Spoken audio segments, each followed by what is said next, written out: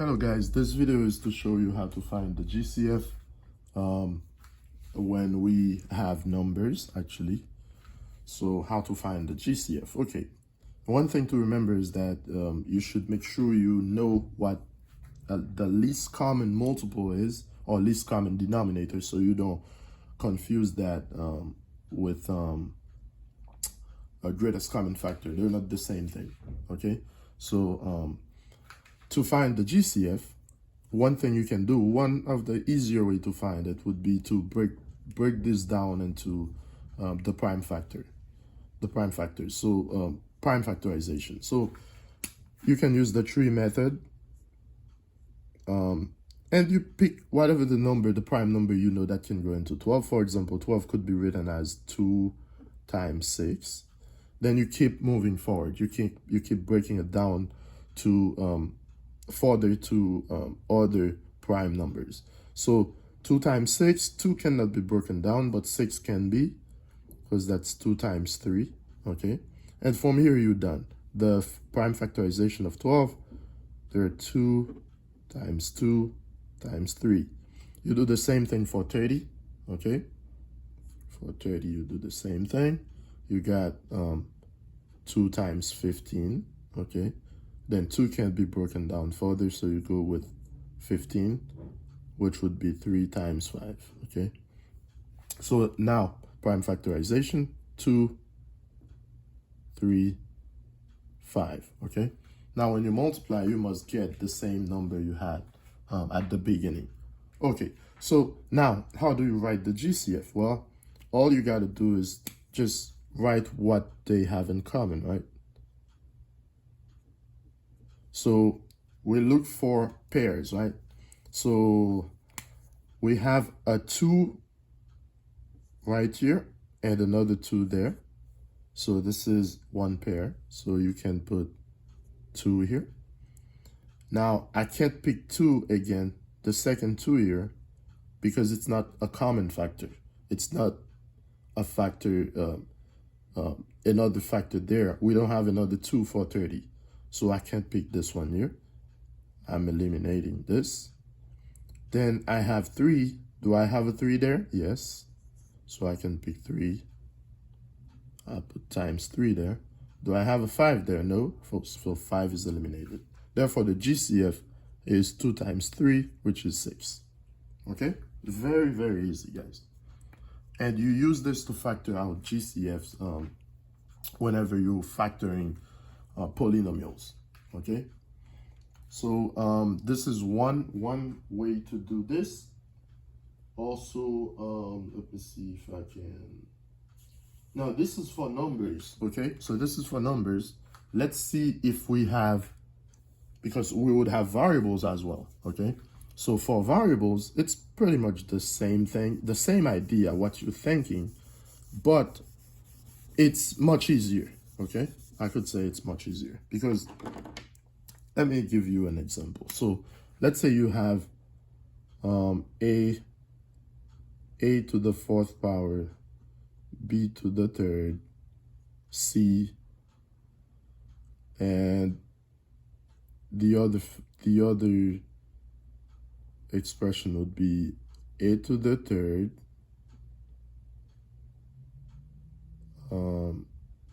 b to the 2nd, and that's it. So if you have something like this, guys, to get the GCF, when you have variables, it's pretty easy. I could tell you a shortcut. Just make sure you check to see what letter is everywhere. So for example, you see A here, A is there as well, B is here, B is there. So common factors. Those are the letters that will be part of your GCF, okay? And you just pick those letters with the lowest exponent. So for example, you have a to the power of 4, a to the power of 3. I'm gonna take a to the power of 3, okay? You take the one with the lowest exponent. Now, b to the power of 2. Why do you do that? Well, it's because a to the power of 3 is everywhere. It's there, it's here, right here on the right, and it's also on the left, because a to the power of 4 is a to the power of 3 times a to the power of 1. Okay? So you already have a to the power of 3 here. So instead of doing all that just like you did I showed you for the numbers, you could just say you pick the ones with the lowest exponent. As long as they're common factors. You see them here. You see a here, the letter A is here, the letter A is over there. So you know you can actually use it because it's a common factor. Now, you pick the exponent, the one with the lowest exponent, and that's it. That's actually your GCF. You cannot pick C because C is not a common factor. C is not there on the right, okay? So remember, you pick whatever is repeated. Now, you could have had more than 2 expressions. We could have had 3, 4, 5, whatever, but we just need to check what letter is everywhere, what letter appears everywhere. Now, for it has to be a common factor, and you pick the one with the lowest exponent, okay? So this way, it's pretty easy for you to find GCFs, okay? Another thing to do, let's say now, if I put things together, and I give you a problem like this to solve. Let's solve this together now to see if you guys, if you check yourself to see if you understand. Okay, let's say you have 12c squared d cubed, 12c squared d cubed minus 30c cubed d squared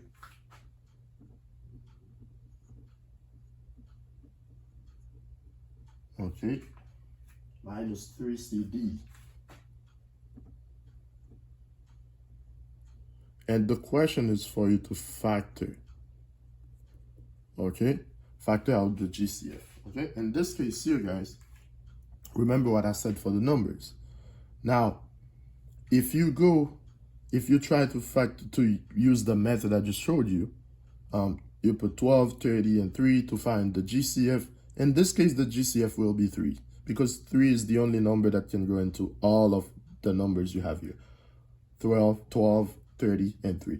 So 3 is the only number. So GCF, you start with 3. Now for the letters, check C. Do you see C everywhere? C is right here, it's right here, it's here as well. So you take the one with the lowest exponent, so that's just C, okay?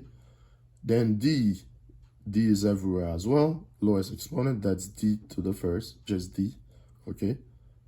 Now, you just have to put what you get when you divide whatever you have here by the GCF, okay? In this case here, you can say it another way. You can also say you're just gonna have to put something here whose product with 3 will give you 12. For example, 4. Because 4 times 3 will give you 12, okay? 4 times 3 is 12, so 4 has to be there.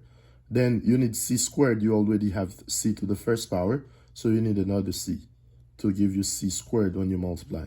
Same thing for d cubed. You have d to the first already, so you need d to the second, okay? Minus, now we're here at 30.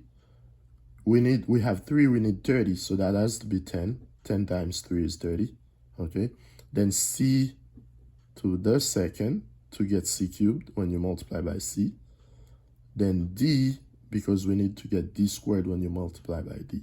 So you go step by step so you don't get confused. Now we have 3cd here and 3cd there. So what times 3cd will give you 3cd? Everybody knows that it has to be 1.